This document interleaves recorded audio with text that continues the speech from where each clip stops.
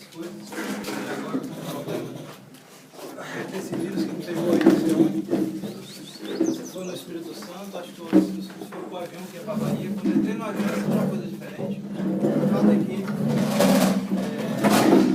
vou tomar banho lá, essas coisas, mas vou tentar economizar para ver se consigo ainda, pelo menos, cantar a missa, mais ou menos, e quem sabe até fazer uma pregaçãozinha pequena, mas acho que para a conferência dá. Então, nós, continuando o mesmo plano, terminando aqui esse resumo, né, como eu disse a vocês, é um assunto imenso, quantidade de coisas, né, mas, fazendo o resumo, mais ou menos possível, nós ontem passamos pela introdução, morte, julgamento, particular e final, depois no inferno, né?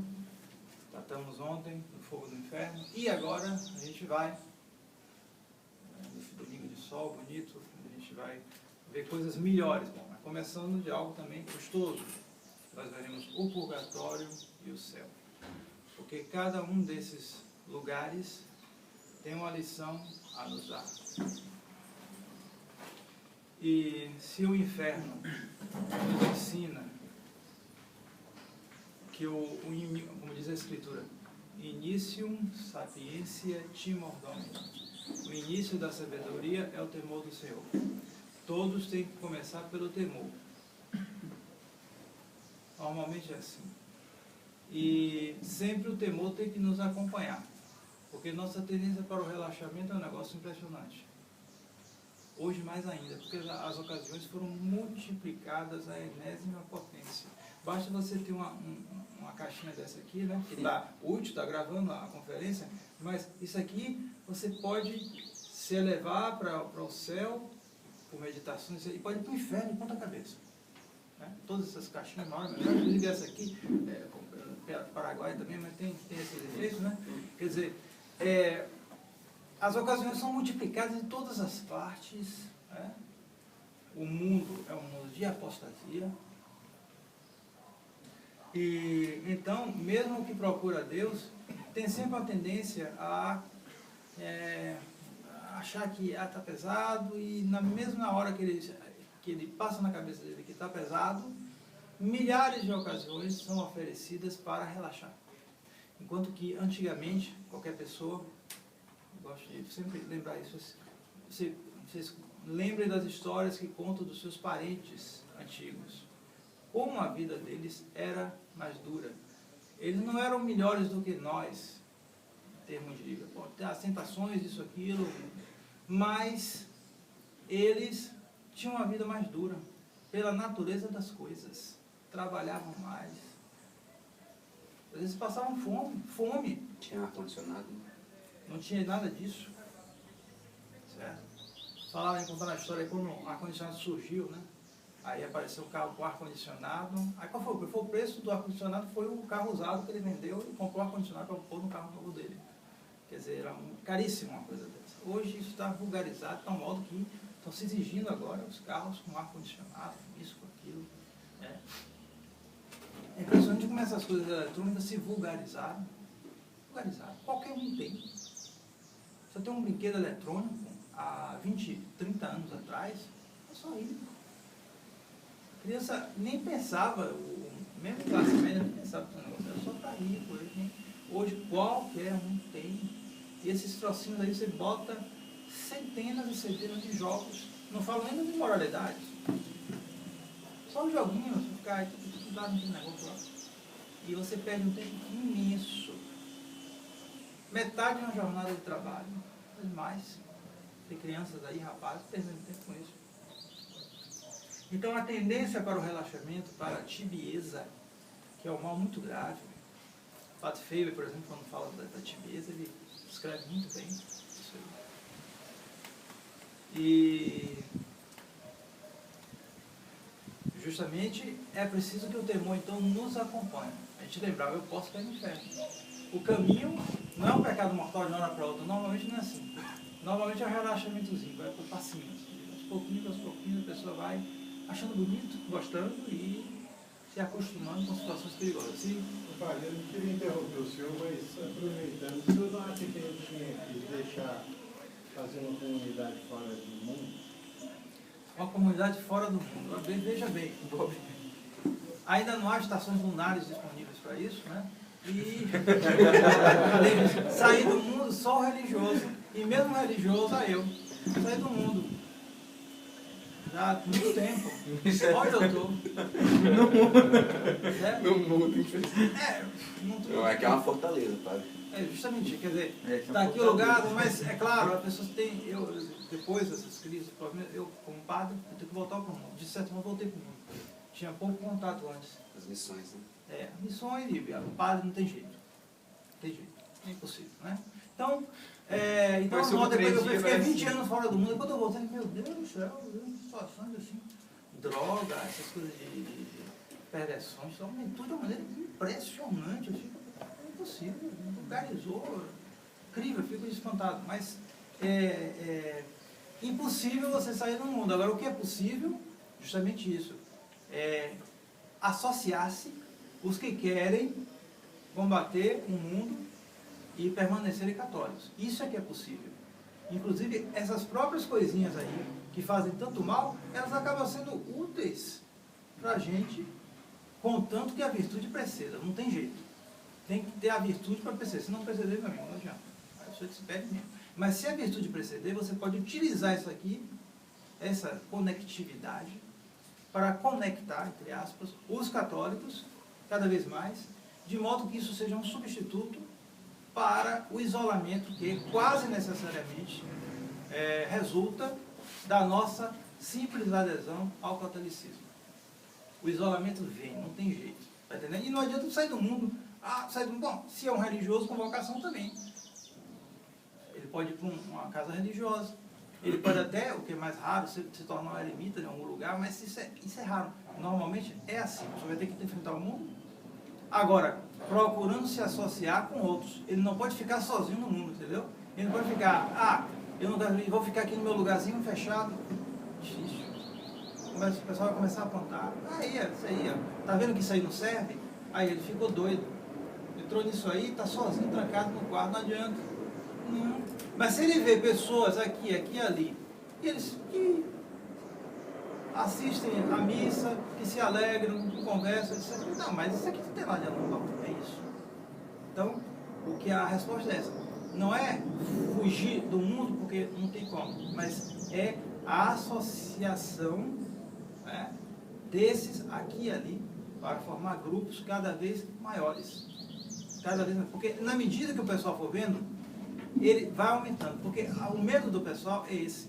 Eles têm aquela coisa, pulga atrás da orelha. É doido. Que nada, está fazendo coisa pior aí por debaixo do pano.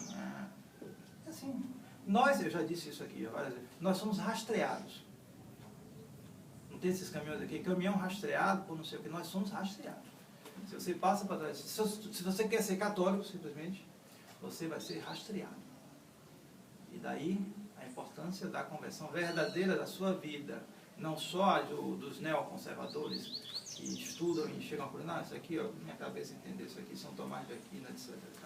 E você mas sua vida não muda, você vai ser rastreado e eles vão perceber, e isso vai ser um contra-testemunho. Certo? Então, Jesus falou, né, pai? Do jeito que vocês se amarem é que vão perceber que... Exatamente, porque isso não é novidade. Os primeiros cristãos foram assim. Mesmo. A diferença é que antes eram pagãos, agora são católicos, entre aspas. Católicos e outros. Certo? A diferença é essa. Mas era isso, eles eram rastreados. O pessoal ficava olhando, que negócio é esse? Maluco, inventava calúnia, dizia que havia sacrifícios humanos na Santa Missa. Os pagãos inventavam. Teve aquele negócio lá na catacumba, debaixo do chão, que negócio é esse? Hoje está muito sacrifício de criancinha só também. Justamente, havia isso. Hoje a história se repete, mais ou menos. Então, o inferno ensina sobre tudo isso, retenhamos sobre tudo isso. O início da sabedoria é o temor de Deus. Nós temos sempre que ter essa coisa, mas de uma maneira serena, não como Mozart, mas como Gregoriano, né? De maneira serena. Há sempre a possibilidade enquanto nós estamos aqui. Pois o purgatório nos ensina que o ensinamento é relacionado também com o inferno. Quer dizer, nós temos que temer a condenação, mas nós temos que temer também o relaxamento. Nós temos que progredir. Progredir, porque justamente o purgatório é aquele estado em que a pessoa salvou a sua alma, mas ela não está pronta para Deus. É um grande dom de misericórdia. E aí a gente vê a loucura de muitos protestantes aí, sensatez, de negar o purgatório. Porque se não houvesse purgatório, então o sujeito morreu. Quem é que morre sem pecado? Quem é que morre sem pecado? E não é só o pecado. O pessoal pensa que é assim. Às vezes pensam que é assim, morreu com o pecado venial, não confessou. Não, não é só isso. Às vezes ele cometeu pecados mortais, ele se confessou. Mas e a pena? A desordem foi causada. Ele não vai pagar isso? E ele pagou na vida dele? Os pecadores que morreram em última instância, como aquele que foi atropelado no Rio de Janeiro e estava na praia, né, a vida mundana lá, e morrendo pediu para um padre, né? Padre, preciso de um padre, e não tinha padre. Na hora apareceu um rapaz lá de calção, disse, pode confessar, eu sou padre. Porque ele era um padre que tinha largado tudo, estava lá no mundo também igualmente, da sem vergonhice, mas realmente ele era padre, ele podia absolver. E ele salvou aquele mundano nos últimos momentos. Um padre de calção, mas salvou mesmo. Mas será que ele, pronto, não tem mais nada para pagar? Foi perdoado, mas e a dívida? Pode estar até hoje lá queimando no purgatório. Então, o purgatório é uma invenção de misericórdia. Porque se não houvesse o purgatório, todo mundo que vai para o purgatório ia para o céu, não ia para o inferno.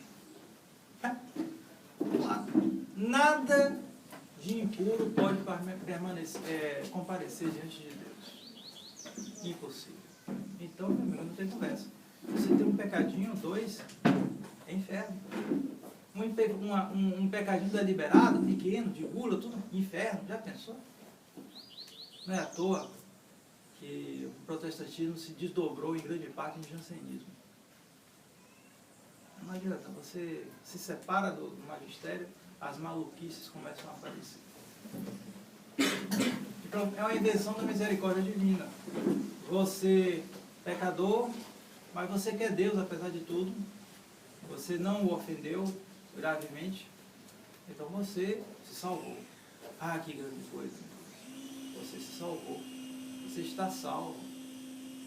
Você deu certo na vida. Mas você não está pronto. Então, o purgatório. Então, o purgatório, ele apresenta certas semelhanças com o inferno. Inclusive, parece até que é um pavimento superior, né? Você falou caminho no fogo do inferno. Vamos explicar. É um pavimento superior. Né? Nas visões dos santos, revelações, são muita coisa simbólica, mas às vezes se coloca isso mesmo. Quer dizer, o inferno embaixo, o purgatório está em cima, está debaixo da terra. E nós temos a pena, como no inferno, a pena do dano e a pena do sentido. A maneira é diferente, mas são esses dois tipos. Por quê? Porque o que está sendo punido no inferno e no purgatório? O pecado. No inferno, o pecado mortal que separou de Deus definitivamente. No purgatório, ou o pecado mortal perdoado, mas cuja dívida resta, ou então os pecados veniais que foram perdoados ou não foram perdoados, etc, etc. Mas é sempre o pecado, a desordem. Ora, o que é o pecado? Para resumir,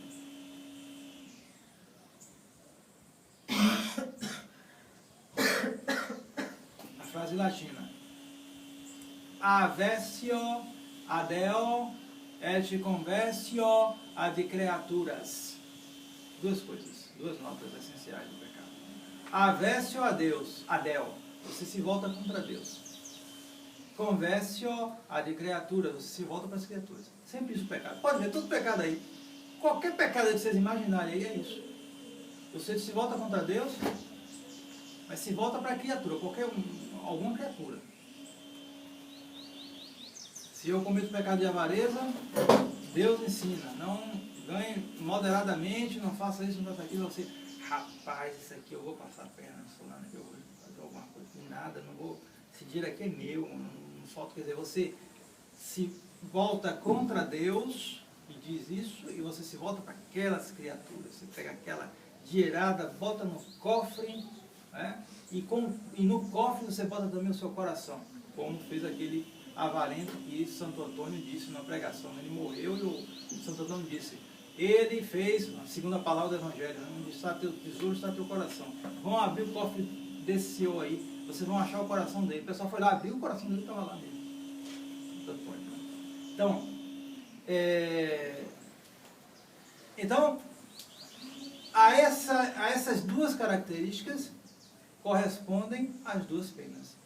Avessio, adeo, afastamento de Deus, pena do dano, pena do dano. Conversio ad criaturas, penas dos sentidos. E como?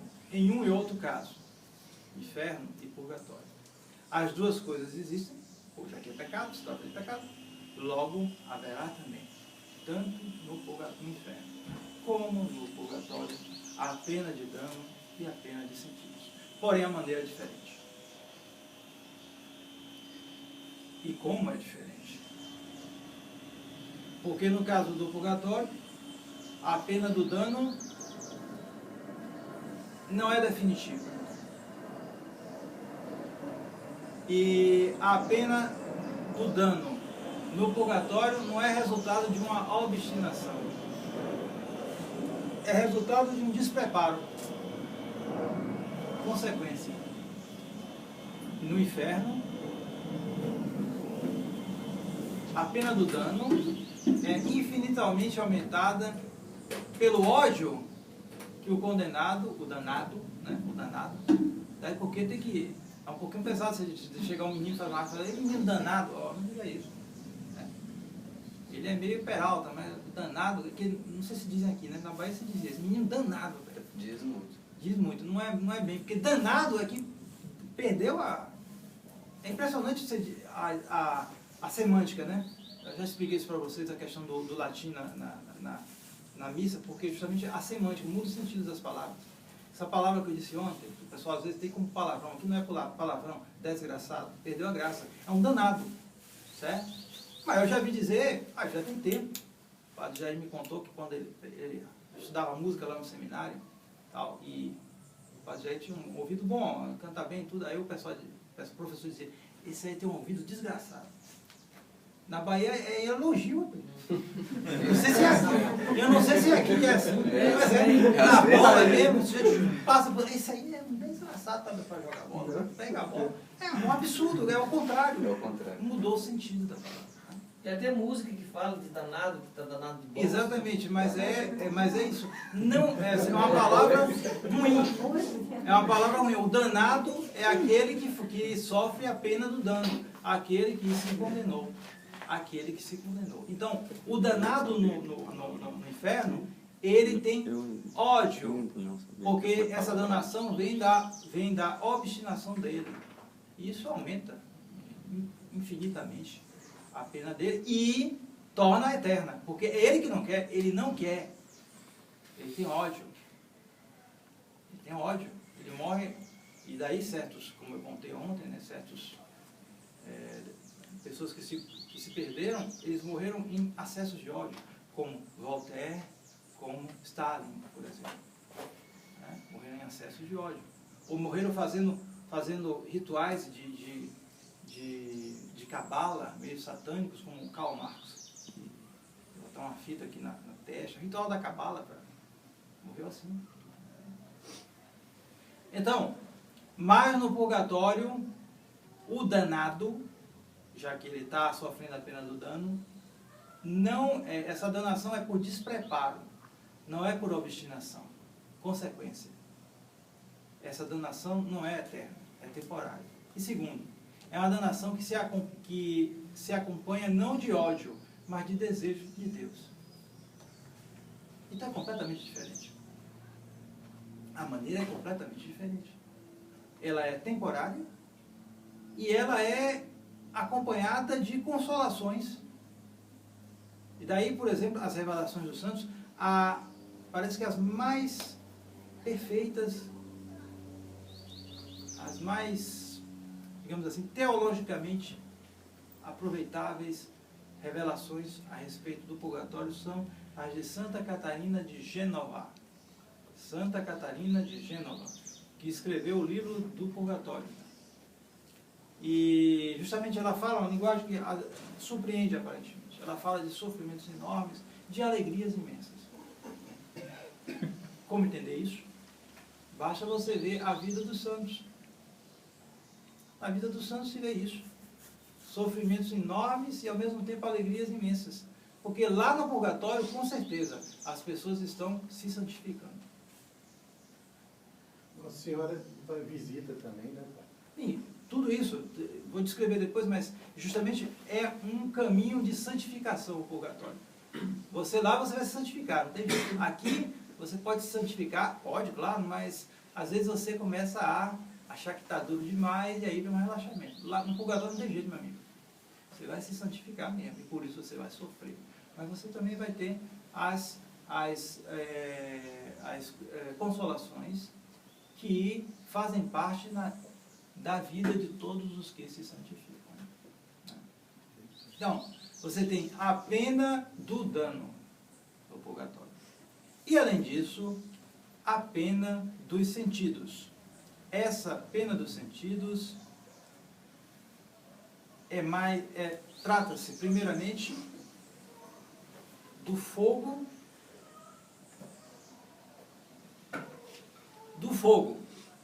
Um fogo que é, segundo a opinião dos teólogos, da mesma natureza que o fogo do inferno. Nós explicamos ontem, né, aquela natureza misteriosa, um tanto misteriosa, do fogo do inferno. Nós ontem descrevemos as opiniões dos teólogos.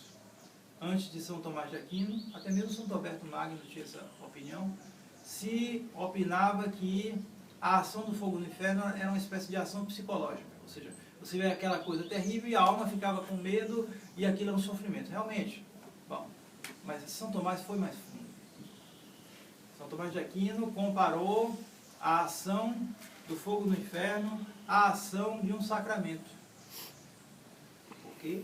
Porque, assim como no sacramento do batismo, por exemplo, a água cai na cabeça da criança, lava a cabeça da criança. Mas o que é lavado de fato? É a alma da criança. Então, aquele instrumento material exerce uma ação na alma. Assim também, o fogo, sendo instrumento da justiça de Deus, recebe a virtude de atingir a alma daquele que é condenado. E mais ainda, recebe a virtude de conter o condenado nos seus limites. E aí eu citei aquela visão das crianças de Fátima. Aquelas crianças que viram aquilo e ela dizia que as almas eram como brasas incandescentes, como se elas estivessem sendo limitadas pelo fogo. Não eram almas que estavam no meio do fogo queimando, não. Elas eram como brasas. Ou seja, era a ação limitadora do fogo do inferno.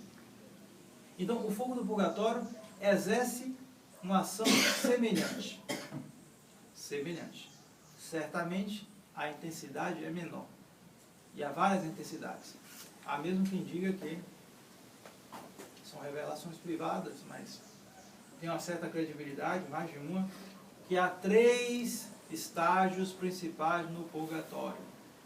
O último dos quais, lá embaixo, é bem perto do inferno. Então o fogo lá está mais pesado.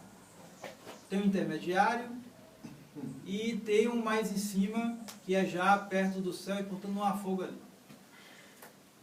Dizem revelações privadas, dizem até que encontraram grandes pecadores lá na parte mais baixa, e também religiosos que não cumpriam a sua vocação. Religiosos tíbios. Porque a tibieza é uma coisa que rende o purgatório daqueles. Para o religioso pior ainda. Porque o religioso ele faz voto, com os votos dele, ele se põe no estado de perfeição. Então, ele não tem a obrigação de ser perfeito, de nós, fosse isso. Mas, ele tem a obrigação de tender, de se esforçar para a perfeição. Isso também, meu amigo, é pesado. Então, isso se opõe diretamente ao quê? À tibieza. Então, o religioso tíbio é muito feio, meu pai. Muito feio. E é curioso que a gente nota na religião conciliar, na igreja conciliar por aí, que o menor mal que faz, o menor, isso nos melhores, é a tibieza. Ele fica bom vivão, como se diz.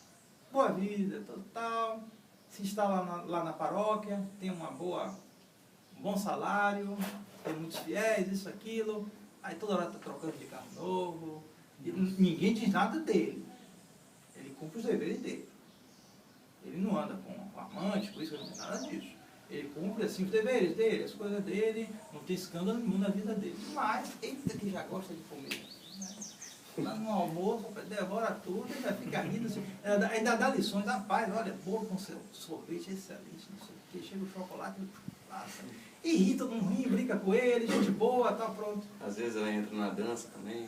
Então, aí já vai descendo um pouco, né? Mas, se ele chegar só a isso, inclusive a revelação privada, não sei qual foi, acho que estava no outro leitor digital, dizia o seguinte, que encontrou lá um padre, parece um religioso, que era uma pessoa piedosa, mas estava lá porque na mesa ele exagerava. Né? E, então, é o mínimo que pode acontecer, um mínimo. Ele fica mole, ele fica... Todo mundo gosta dele, quando morre, é um santo. É um santo. Meu Deus, que falta de noção. Falta de noção completa, né? Morreu um padre em Salvador, você viu?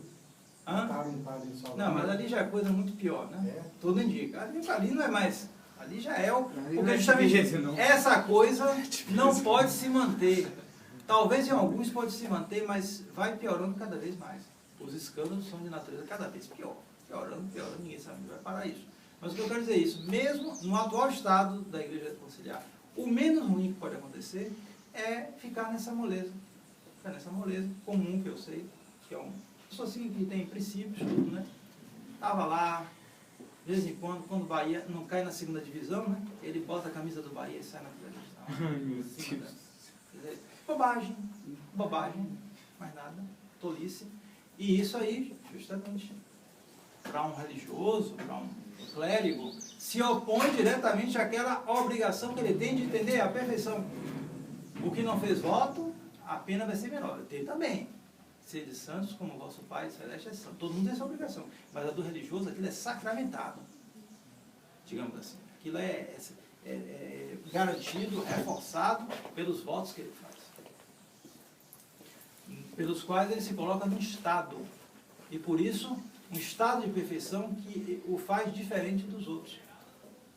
E daí, ele tem que ser diferente dos outros. Ele tem que aparecer diferente dos outros. Como chegou um senhor lá no aeroporto de Vitória, chegou, você sabe que eu só vi isso na televisão, não sei o quê. Não, na televisão na realidade também existe. Porque é algo que deve decorrer naturalmente daqueles que entram nesse estado de perfeição. Ele tem que se distinguir dos outros, porque ele tem mais obrigações. E se ele não cumprir essas obrigações, o purgatório dele vai mais pesado, o fogo vai ser mais forte.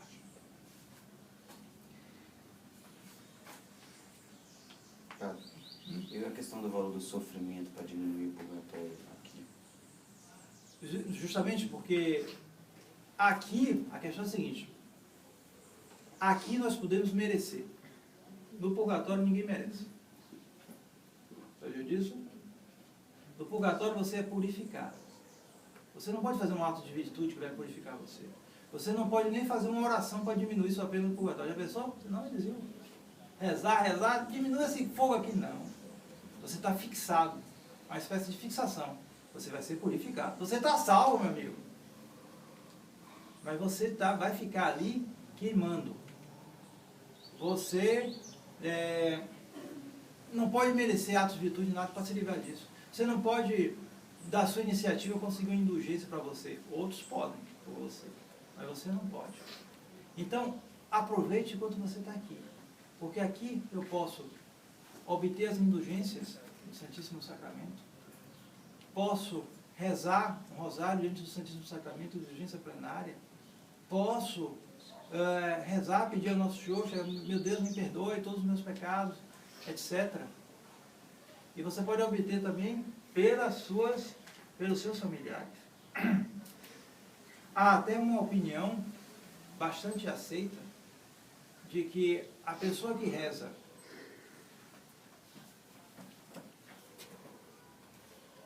pode obter graças até de conversão pelos que já morreram. Como assim?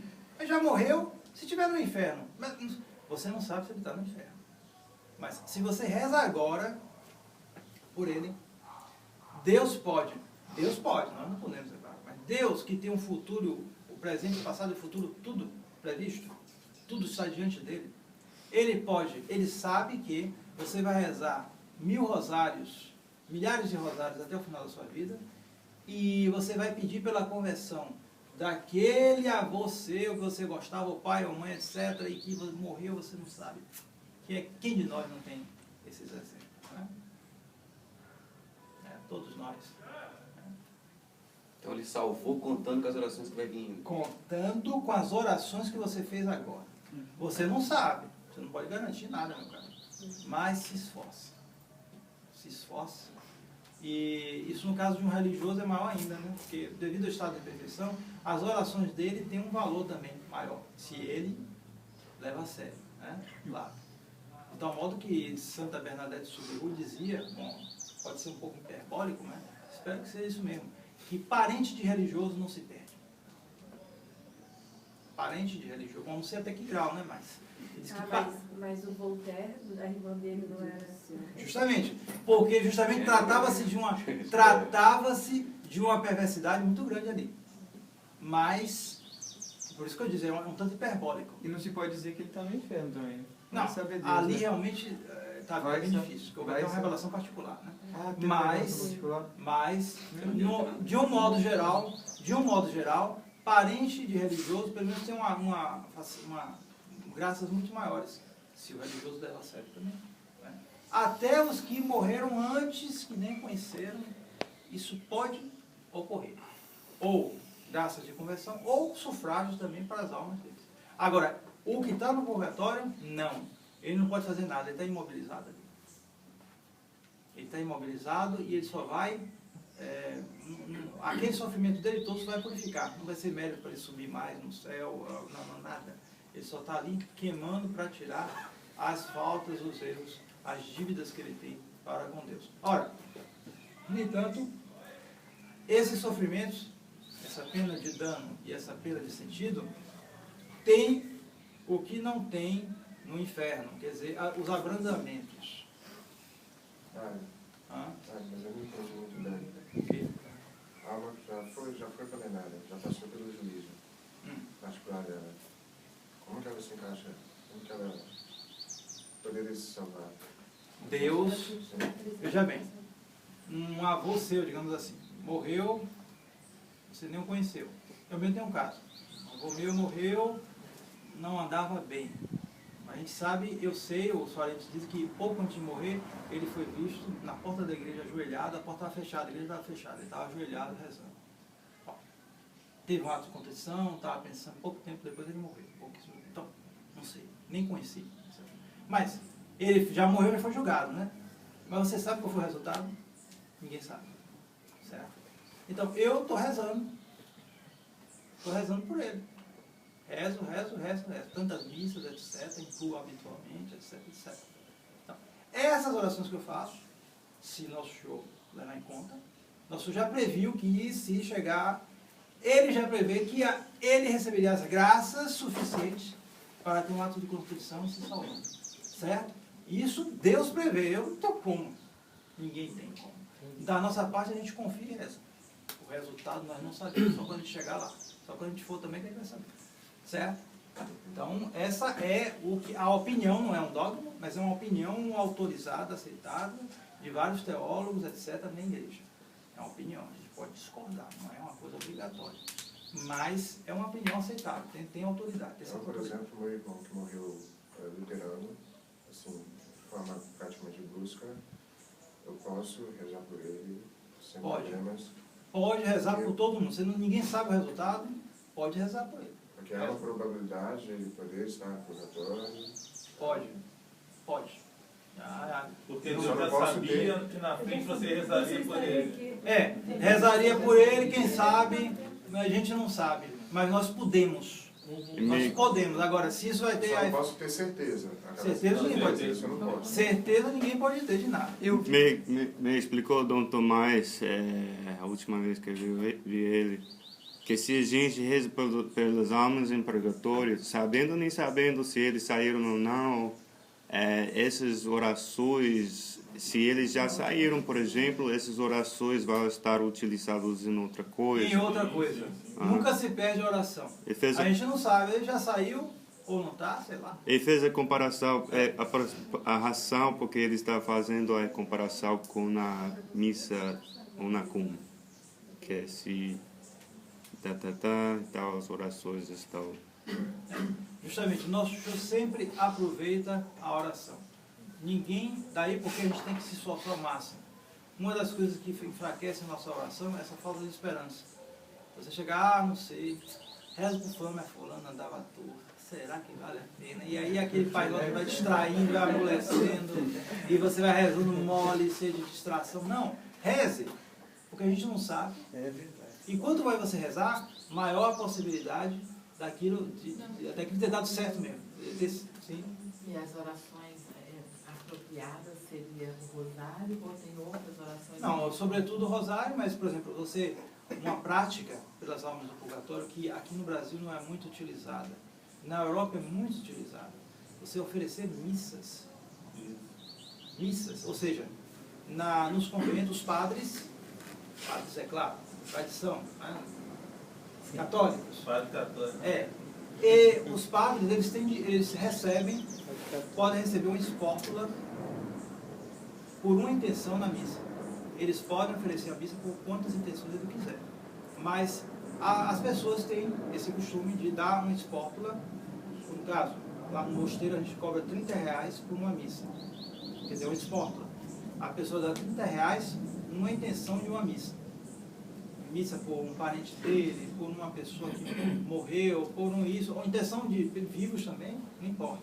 Você dá aquela espátula e o padre vai celebrar a missa, vai incluir necessariamente aquela intenção na missa dele. Ele só pode botar uma intenção só, é claro, só pode cobrar por uma, mas ele pode pôr quantas intenções se ele quiser. E isso tem um valor diante de Nosso Senhor, por quê? Porque é educativo, claro que a missa tem um valor infinito, mas você ajuda a manter o padre, a dar uma ajuda para mosteiro, convento, sei lá, para aquele padre porque ele precisa de uma ajuda, e você está tirando do seu, mostrando que aquela missa, você está valorizando aquela missa, você está oferecendo aquele esforço. Então, isso criou um costume na Europa, que os padres lá não têm condição de rezar todas as espóstulas que lhes são oferecidas, porque são muitas. Então, eles distribuem para cá. Antes do problema com a fraternidade, né, a gente tinha intenções que não tinha, era direto. A fraternidade nos dava intenções, direto, intenções de pessoas lá da Suíça, da Alemanha, da França. Eles não tinham condição de dar conta. Gregorianas e mais gregorianas eu celebrava por essas pessoas. Por alma de, não sei o que, fulano, nome alemão lá, que eu nem sabia, a gente celebrava, não parava mais. Está entendendo? Depois... Aí não teve mais isso, a gente mesmo, olha, a gente celebra a missa por você até terminar as últimas, que a gente tinha para 2 anos. Uma vez eu fiquei 2 anos celebrando gregorianas, que o pessoal não dava para a gente, não sei quantos dólares ali, para ficar celebrando, até terminar, porque eles tinham demais. Mas aqui não, aqui é mais difícil. Tem também, mas é menos, bem menos. Sim. Não, Jesus nos conhece antes de vir do ventre da nossa mãe, não é isso? Claro. Pois é. E ele já sabe aquele que vai para o céu, que vai para o inferno, desde antes da Olha, Isso é complicado. Peraí, cara. Predestinação. O artigo do Dicionário de Teologia Católica sobre a predestinação, escrito pelo padre Garrigou Lagrange. Um artigo de dicionário, tinha 279 páginas. Então, A definição. artigo de dicionário, tem 279 páginas. Só dessa palavra? Não adianta ficar encafifado com isso. Deus sabe, mas nós não sabemos. Relaxa.